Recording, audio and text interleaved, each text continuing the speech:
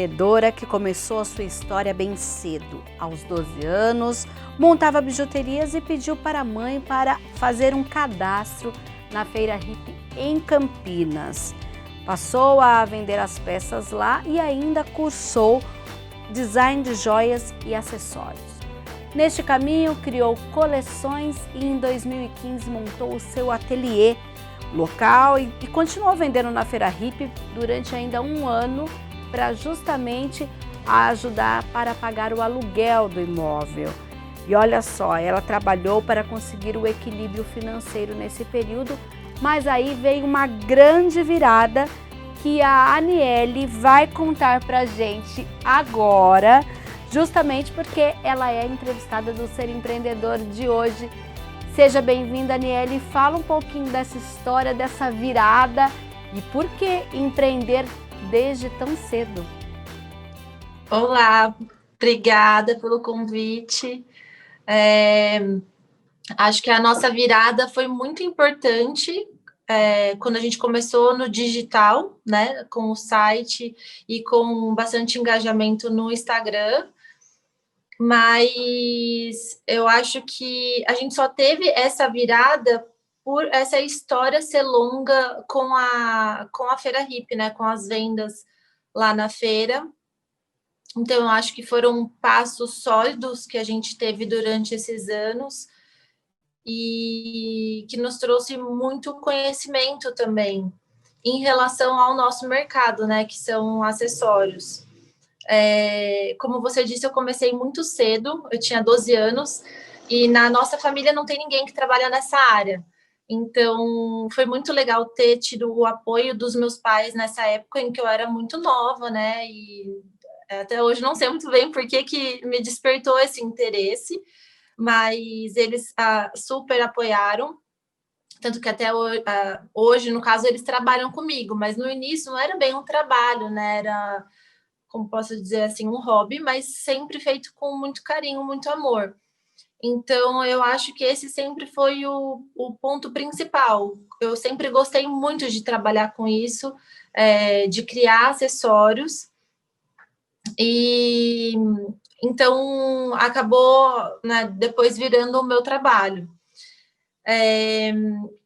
Quando a gente criou o nosso site, que foi a virada, né, a gente teve muitos percalços nesse tempo, a gente precisou refazer 4 vezes o site, mas na quarta vez ele ficou muito bom e aí a gente começou a ter vendas que não circulavam apenas aqui para Campinas e região, né? Mas o que foi, eu acho que isso deve acontecer com todo mundo que trabalha com online. O que leva a pessoa a entrar no nosso site é o Instagram. Então, a gente começou a trabalhar bastante, investir bastante no Instagram, no sentido de desenvolver conteúdo, né? Postar, mostrar como que era o nosso trabalho, o porquê da criação daquela peça, o significado daquela peça. E com esse engajamento de contar histórias das peças, a pessoa, a cliente, né, se interessava e ia para o site comprar. Então, acho que esse foi a parte que, assim, que se expandiu, que o negócio realmente se expandiu. Uma coisa que era bem, assim, regional, né? Acabou ficando nacional e, assim, a gente faz bastante venda internacional também. Então, eu acho que esse foi o ponto da virada. Aniele, eu vi aqui que a virada foi quando você fez uma parceria com a Yasmin Brunet. Mas me conta então, como foi isso? Como você chegou até essas pessoas e convenceu, de certa forma, essas pessoas de que era interessante, que as suas peças, né? Como foi? Foi mostrando as peças, alguém te apresentou? Como funcionou esse contato com essas pessoas que se tornaram a sua vitrine também? Sim, sim. No caso, foi a partir de um relacionamento muito orgânico mesmo. Então, na época, ela era muito chamada de sereia, né? Todo mundo chamava sereia, sereia. E eu tinha feito uma coleção de conchas inspirada no mar, né? Era concha, estrela do mar. E aí eu pedi para ela o endereço no Instagram e mandei para ela de presente. Mas eu não sabia ao certo se ela ia receber, se ela ia gostar. E aí foi muito legal, porque ela amou as peças, e aí que a gente começou a criar um relacionamento, assim, dela sempre me escrever, Ania, amei, você pode fazer assim, assado? Eu fazia da forma como ela queria, mandava de volta, de presente, e a gente começou a se comunicar bastante assim. Tanto ela quanto a Carol Moreira também foi nesse mesmo sentido, que é uma influenciadora, e ela tem um nicho muito diferenciado também, muito legal. Todas essas nossas parcerias comerciais, elas se iniciaram a partir de um relacionamento que a gente criou através das peças. Então, no início eram presentes, e aí depois a gente, como a gente viu, né, o quanto elas têm engajamento e o quanto nos trouxe muitas pessoas para conhecer a marca, aí a gente falou, nossa, e se a gente fizesse uma parceria, se a gente desenhasse uma coleção juntas? E aí foi assim que começou. Mas isso tudo foi porque você teve esse insight de procurar essas pessoas, de presenteá-las com essa peça. Nessa primeira vez, por exemplo, que eu vou citar, que você enviou as peças para Yasmin, você já imaginava que ia dar essa repercussão, essa devolutiva dela, até pedindo para você personalizar algumas peças? Como foi isso para você? Não, eu não imaginava. Eu acho que o mais legal disso tudo é que foi uma questão muito genuína mesmo. Eu não tinha essa. Eu nem imaginava que um dia a gente fosse trabalhar juntas. Eu só tive a vontade de presentear, porque na minha cabeça fazia muito sentido aquelas peças serem enviadas para ela. Então, depois com o desenrolar, óbvio, a gente fica muito feliz, mas no início eu não imaginava. Aniele, agora me conta um pouquinho sobre aquela menina com 12 anos que montava ali as peças e que você teve, claro, porque geralmente os adolescentes ou até mesmo as crianças acabam presenteando os parentes, primeiramente, os amigos, a mãe dos amigos, as avós. Mas quando você falou, gente, isso daqui dá para ganhar dinheiro já com 12 anos? Por isso que você chegou para sua mãe e falou: mãe, faz o cadastro na Feira Hippie, ou ela que te falou, olha filha, eu acho que isso rende alguma coisa? Não, foi engraçado. É engraçado essa pergunta, porque eu acho que tá no sangue. As minhas amigas falando, você é turquinha, tudo você quer vender, né? Eu não sei de onde que vem esse negócio do comércio, né? De querer vender as peças, mas eu acho que eu entendi que eu poderia ganhar dinheiro com isso quando eu comecei a pagar a minha faculdade.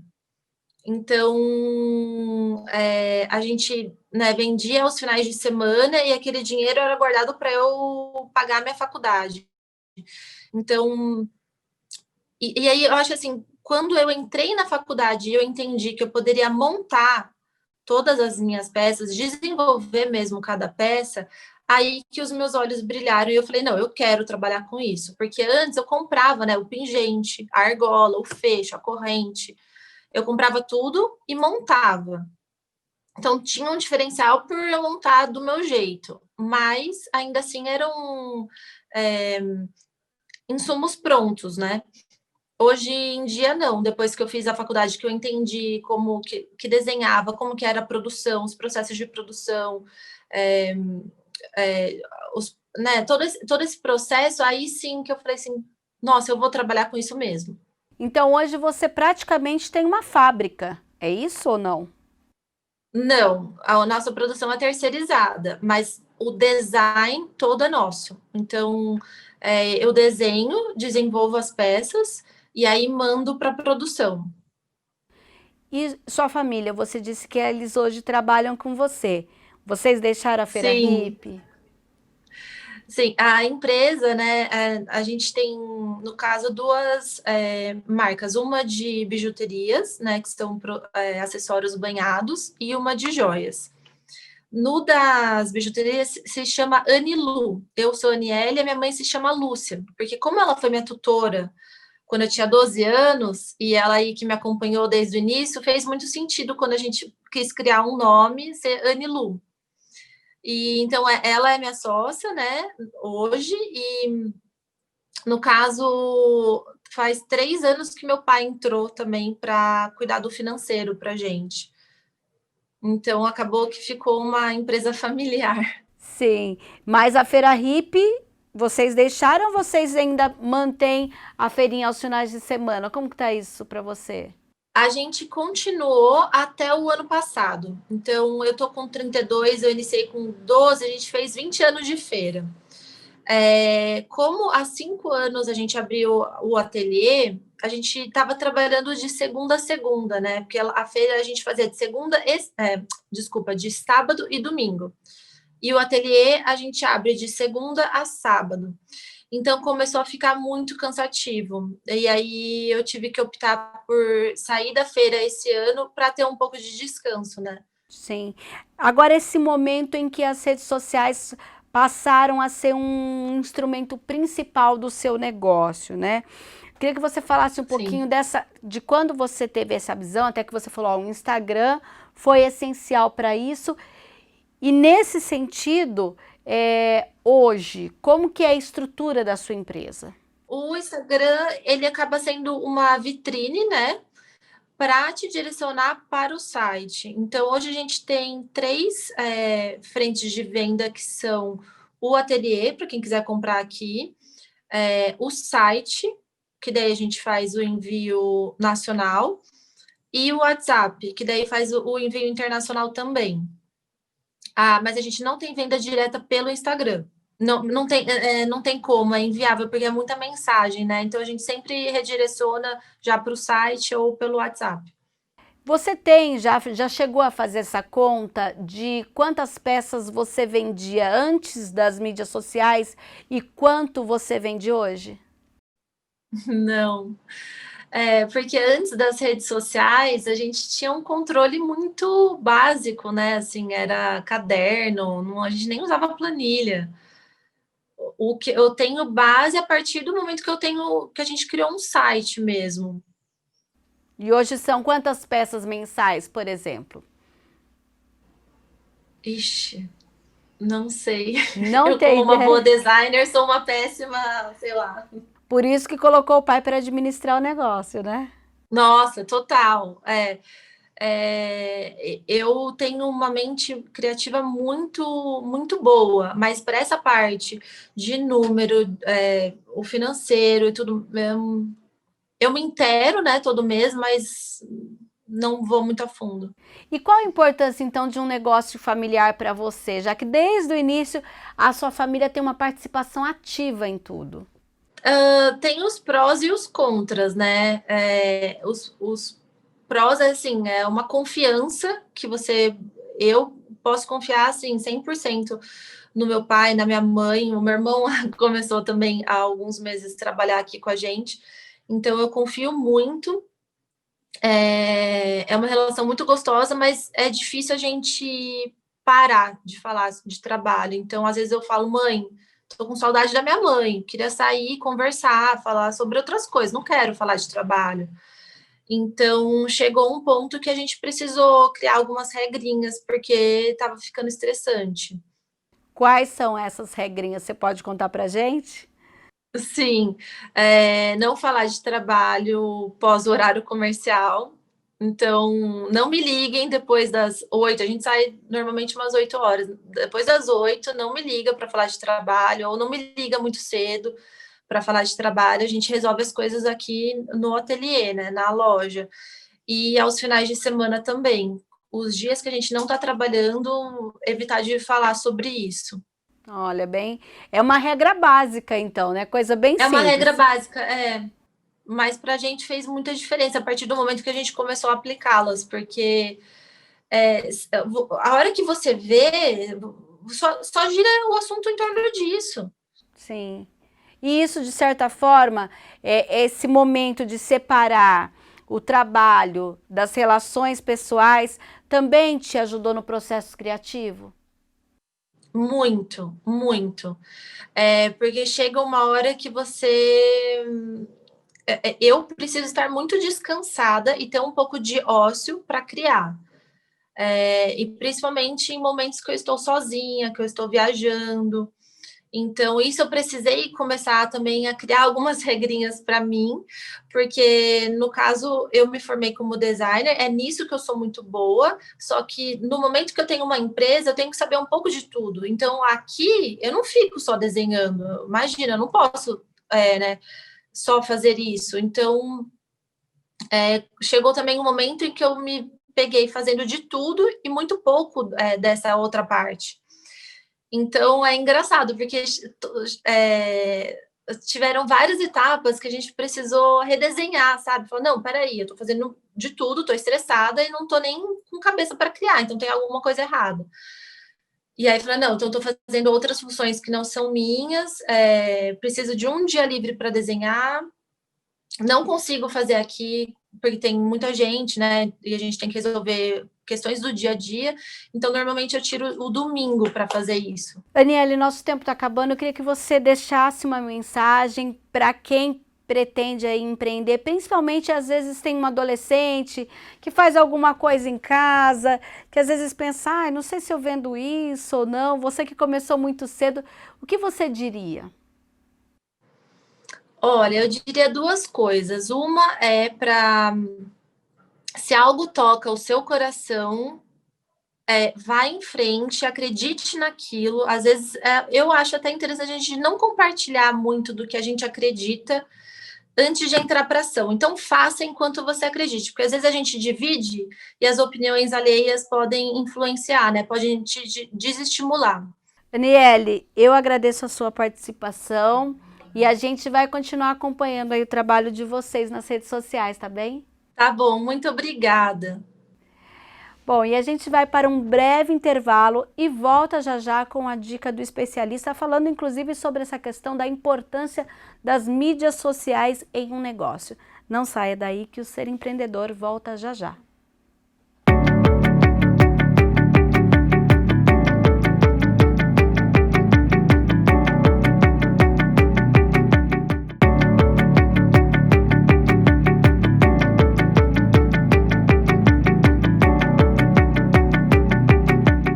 Segundo bloco do Ser Empreendedor, e a gente viu anteriormente como as mídias digitais impulsionaram o negócio da Aniele.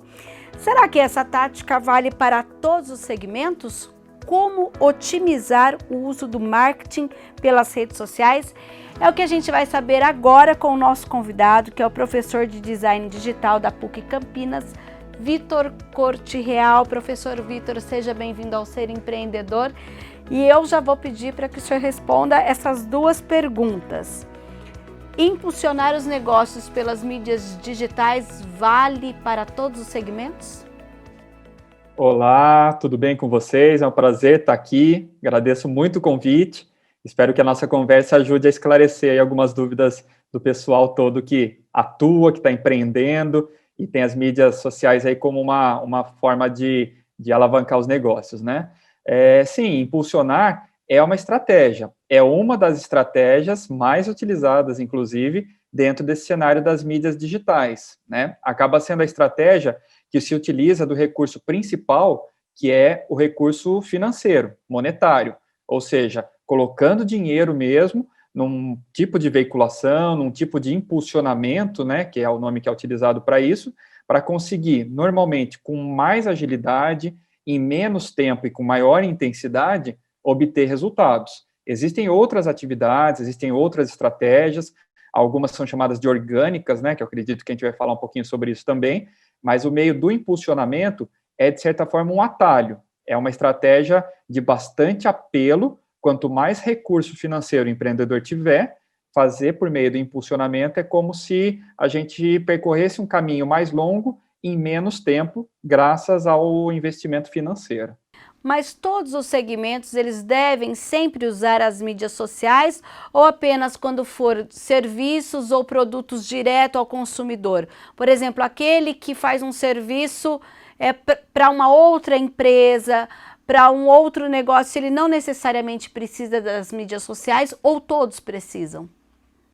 Boa pergunta, viu? Porque normalmente as mídias digitais, elas servem como um canal de diálogo entre o fornecedor de um serviço, de uma mercadoria, enfim, o produtor, né, ou o prestador de serviço, e o seu cliente final. As mídias digitais têm muito esse aspecto. É um diálogo muito interpessoal, inclusive. É você, empreendedor, falando diretamente com o seu consumidor, seja para oferecer seu serviço, seja para vender seu produto. Então, quando é esse meio, quando é esse contato, elas são muito positivas e muito indicadas, sim, porque você pode estabelecer um vínculo com um grande índice de interação, de engajamento e de diálogo diretamente com o seu consumidor. Porém, quando é uma empresa, algum tipo de estrutura um pouco mais organizacional, vamos dizer assim, esse diálogo pode correr o risco de ficar muito frio, porque, na verdade, não é uma empresa que conversa com uma pessoa, é uma pessoa que conversa com uma pessoa, né? Então, quando você vê algumas empresas se comportando como se fosse uma pessoa nas redes, fica muito estranho, fica algo que soa um pouco artificial. Então, normalmente, é um diálogo que transparece essa relação de uma pessoa para outra pessoa. Então, sou eu prestador de serviço, sou eu empreendedor, sou eu produtor de determinado, enfim, mercadoria, produto, falando com o meu cliente, com o meu consumidor. Aí fica algo mais legítimo, mais natural, mais espontâneo, que é algo muito próprio desse cenário, né, das mídias digitais. Professor, o que o senhor acabou de falar é justamente o que a Aniele explicou no bloco anterior.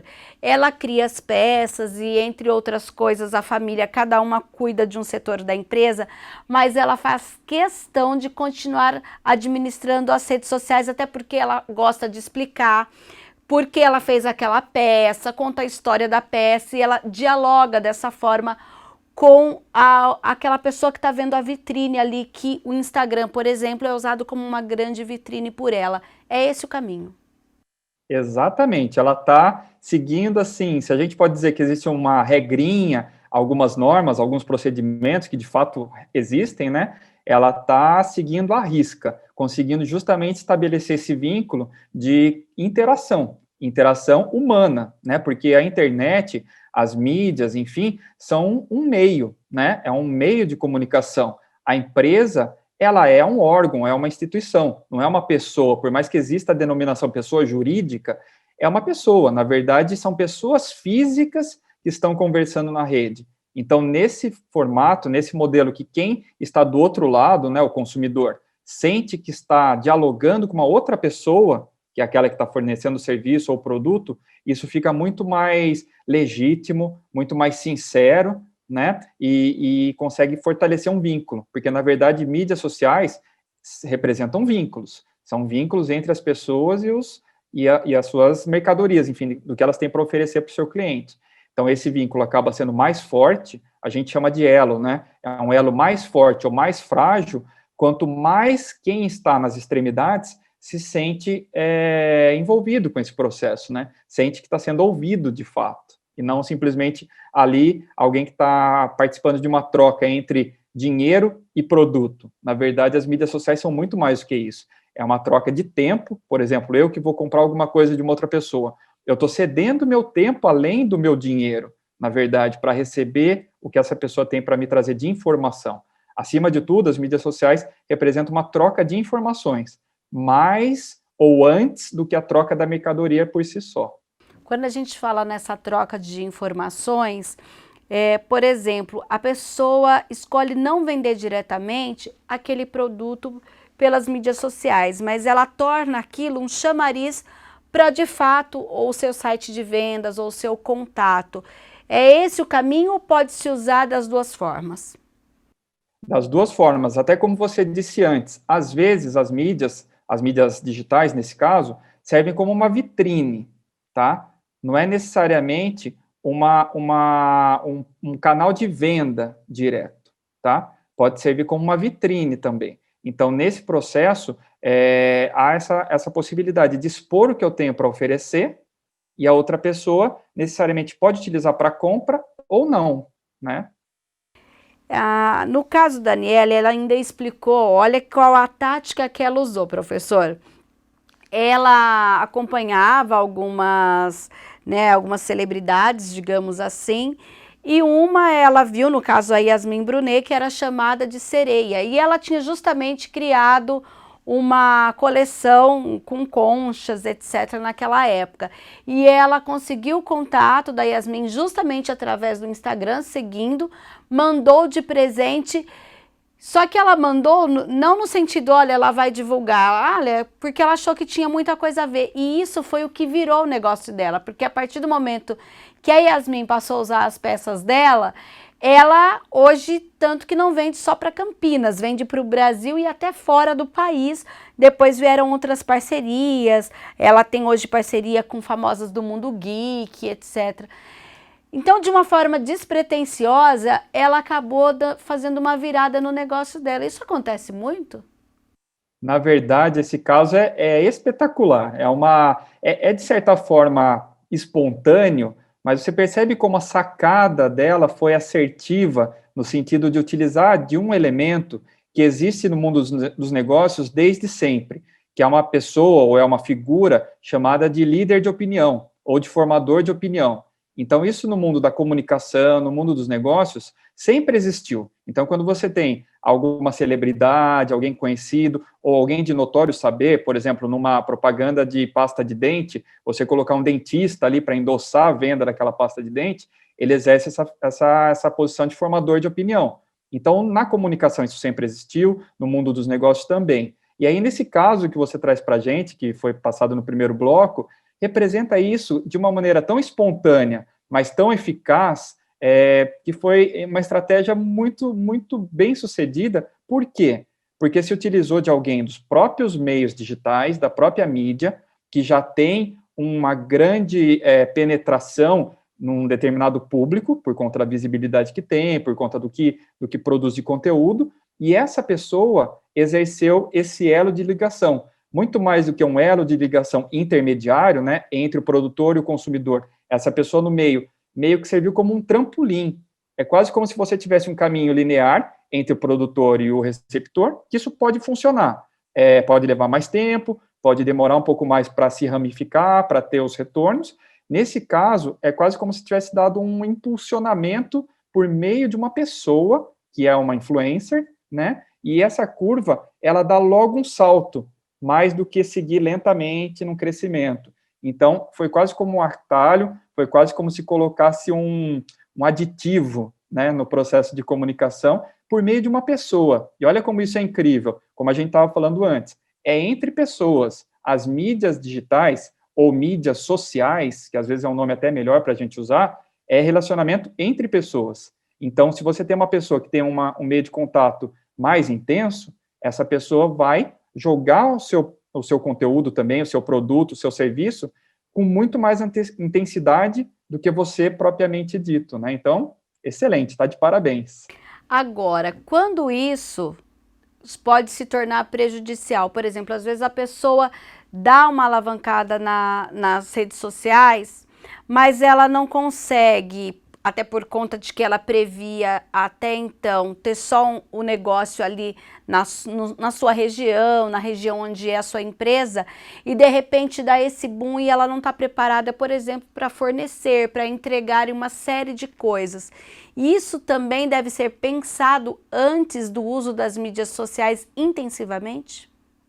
Sem dúvida, porque é aí que está um dos grandes riscos. Na verdade, quando a gente fala do mundo das vendas, do mundo dos negócios, tanto no físico quanto no digital, tem dois grandes perigos. Um primeiro é o que você está oferecendo não servir adequadamente, então aí a gente está falando em termos de qualidade, né? Então, superado esse problema, se você já está garantido com relação ao que você está produzindo, a qualidade do que você oferece, que isso é só responsabilidade de quem produz, garantir a qualidade daquilo que você produz. Por quê? Um produto de baixa qualidade corre o risco de logo ser queimado no mercado e você não consegue, às vezes, depois recuperar, nesse caso, né? Então, esse é o primeiro passo. O empreendedor precisa se cuidar no sentido da qualidade que ele oferece. Em segundo ponto, é justamente o que você estava colocando, né? A gente chama, existe uma expressão no mundo, especialmente das startups, tá? Que são essas empresas de tecnologias que estão fazendo o maior sucesso aí nos últimos anos, Nas startups, existe um termo que se chama pivotar. O que é o pivotar? É mais ou menos como o processo de quem está escalando uma montanha. Você faz a pivotagem, ou seja, um ponto de segurança que te permite dar um salto a seguir. Essa pivotagem precisa ser gradativa, ou seja, o seu crescimento precisa ser sustentável. Você dar um passo muito grande é um risco muito grande. Por quê? Porque a queda também pode ser muito alta. Ou seja, se você consegue logo um crescimento, mas você não tem estrutura para produzir nessa mesma intensidade, ou distribuir, porque é um outro problema, né? Às vezes a questão geográfica pode ser um problema. Você, quero vender para o Brasil inteiro. Será que você está preparado para distribuir para o Brasil inteiro? Os custos que tem para distribuir? Então, tem um problema de quantidade, conseguir atender a demanda, e um problema de distribuição. Então, precisa ser gradativo, precisa ser cuidadoso, porque uma não entrega ou um atraso pode te queimar também enquanto empreendedor, porque a frustração é algo que dificilmente o consumidor, o cliente, consegue superar. Ele está esperando um produto para chegar em 10 dias, e deu 10 dias, esse produto não chegou, começa uma contagem regressiva, e é uma contagem regressiva de queimar a marca da empresa. Então, precisa ser cuidadoso. Não adianta querer sair logo queimando a largada. É importante pivotar, esse é o termo. É só as pessoas lembrarem que é o mesmo termo de quem está escalando. Um escalador nunca dá um passo além daquele que ele consegue garantir para o que vai vir a seguir. Nesse caso, professor, mesmo, por exemplo, que a gente tenha uma greve dos Correios e a pessoa entrega pelos Correios, aí ela não é o fator, mas mesmo assim o cliente fala, poxa, é ela que se vire para me entregar. É por aí ou ela tem que trabalhar essa paciência do cliente? Nesse caso, na verdade, em todos os casos, tá? Seja por um atraso, por um problema que nem é responsabilidade do fornecedor, o diálogo e a atualização do status daquela entrega é fundamental. Aí a gente está falando puramente de comunicação. A comunicação ela se dá antes, quando você está oferecendo o seu produto, o seu serviço, e aí é aquela chamada mais de publicidade, propaganda, né? Quando você está oferecendo. Há uma comunicação durante o processo, que aí é um tipo de comunicação informativa, você manter o seu cliente atualizado sobre o que está acontecendo, em que status está. Grandes empresas fazem isso cada vez melhor. O produto foi para o depósito, do depósito foi para a distribuidora, agora você pode rastrear, né? O produto está nos Correios, então você tem uma chave, um código de rastreamento para saber onde está. Isso alivia a ansiedade do cliente, ele sente seguro com essa etapa da informação. E, por último, é o que a gente chama de pós-venda. Saber se o produto chegou direitinho, fazer uma consulta se ele está em ordem, porque assim você gera fidelidade, né? A fidelização se dá quando essas 3 etapas se fazem muito bem, organizadas e realizadas com o máximo de profissionalismo. A venda, o acompanhamento dessa venda e o pós-venda. Isso, para qualquer empreendedor, é regra. Não cumpriu uma dessas etapas bem feito, ou você não vende bem, ou você não acompanha bem, ou você não vende de novo. E esse é o problema, né? Agora, o papel das mídias sociais, a gente ainda estamos, né, em pandemia, mas bem no início elas ganharam um destaque até então não tão percebido pela população em comum. Queria que você falasse desse papel fundamental que as mídias sociais tiveram nesse período, principalmente quando as pessoas estavam isoladas. Pois é, esse ano que tem sido dramático para todos nós, né? Para o mundo dos negócios, para quem tem um perfil empreendedor e conseguiu ser ágil nesse sentido, conseguiu manter o seu negócio em pé, funcionando, né? Migrando em grande parte do físico para o digital, como maneira de se sustentar. Então, alguns partiram por isso, não porque tinham uma aptidão, não porque tinham interesse com o digital, mas porque precisaram para manter o seu negócio funcionando. Tiveram que correr atrás do prejuízo e aprender. Isso, exatamente. Ou criar como uma estratégia. Então, o digital pode ser para salvar o negócio ou realmente para ser o seu carro-chefe hoje mesmo, tá? Professor, o que o senhor diria para as pessoas que estão em casa, pensam em abrir um negócio e ainda não estão muito familiarizadas com as mídias digitais? No entanto, por outro lado, falam, eu não tenho dinheiro para contratar uma empresa terceirizada que vai cuidar disso. O que o senhor diria para essa pessoa que ainda está um pouco receosa e vê as mídias digitais aí como um bicho de 7 cabeças? Bom, o primeiro passo é fazer o que elas estão fazendo agora, né? Que é se informar, aproveitar aí dos canais, um programa como esse, da TV Câmara, que traz esse tipo de contribuição. Então, a informação, a pesquisa, vai estudar. Esse é o primeiro ponto. A informação, para eu, particularmente, que atuo na área da educação, do ensino, é algo que eu vou sempre puxar a sardinha, né? Vou defender o estudo, seja universitário, seja acadêmico, ou mesmo informal. Tem muita fonte de informação e as pessoas precisam ler, pesquisar e saber das boas práticas que estão sendo feitas por aí. E depois é começar devagarinho, sabe? Fazer um teste, tenta ver com as pessoas mais próximas, com os amigos. Se você confia, se você acredita naquilo que você tem para oferecer, seja o seu serviço, seja o seu produto, começa com o mercado pequeno, mercado piloto, e vê como é que é a receptividade nesse público, tá? E daí depois, devagarzinho, sempre de maneira sustentável, tentar ir ampliando essa área de atuação. O momento de chegar num influencer, para dar aquela alavancada que a gente falou há pouco, é só quando realmente está bem segura essa etapa inicial. O produto está sendo garantido em termos de produção, você sabe onde encontrar seus fornecedores, porque também tem esse problema, né? Você, às vezes, depende de um fornecedor. E se o seu fornecedor não está te entregando? Então, tudo isso precisa ser muito bem programado e, por último, paciência, porque os resultados, especialmente pelas mídias sociais, às vezes demoram mais. Então, pode ser, a gente fala que normalmente no mercado em geral, né, uma pessoa que abre uma empresa, ela vai começar a ter lucro depois de 1 ano, 2 anos, no digital também é assim. É que, na verdade, você tem um investimento menor, né, mas os resultados também precisam ser gradativos e para as pessoas não se desanimarem, tá, porque é um meio muito possível de se ter sucesso, felicidade, entregando aquilo que você sabe fazer de melhor. Professor Vitor, da PUC Campinas, eu queria que o senhor ficasse aqui. Já vou deixar um convite para uma próxima oportunidade, mas hoje eu agradeço a sua entrevista. Obrigada pelo aprendizado. Eu que agradeço mais uma vez um convite. Adorei estar aqui com vocês. Espero que o nosso papo ajude a todos esses empreendedores aí terem sucesso, alegria, e vai ser um prazer. Estou à disposição. Quando vocês precisarem, estaremos juntos. Tá ótimo, então, e o Ser Empreendedor fica por aqui. A gente se vê em um próximo programa.